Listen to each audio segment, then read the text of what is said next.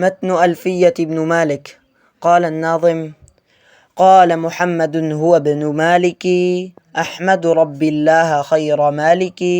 مصليا على النبي المصطفى وآله المستكملين الشرفا، وأستعين الله في ألفية، مقاصد النحو بها محوية، تقرب الأقصى بلفظ موجز،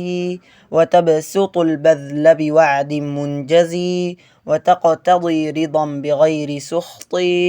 فائقة ألفية ابن معطي، وهو بسبق حائز تفضيلا، مستوجب ثنائي الجميلا، والله يقضي بهبات وافرة، لي وله في درجات الآخرة.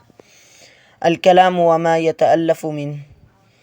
كلامنا لفظ مفيد كاستقم، واسم وفعل ثم حرف الكلم، واحده كلمة والقول عم، وكلمة بها كلام قد يؤم، بالجر والتنوين والندى وأل، ومسند للاسم تمييز حصل، بتا فعلت وأتت ويفعلي، ونون أقبلن فعل ينجلي، سواهما الحرف كهل وفي ولم، فعل مضارع يلي لم كيشم، وماضي الأفعال بالتامز وسم، بالنون فعل الأمر إن أمر فهم، والأمر إن لم يكن للنون محل، فيه هو اسم النحو صه وحيهل.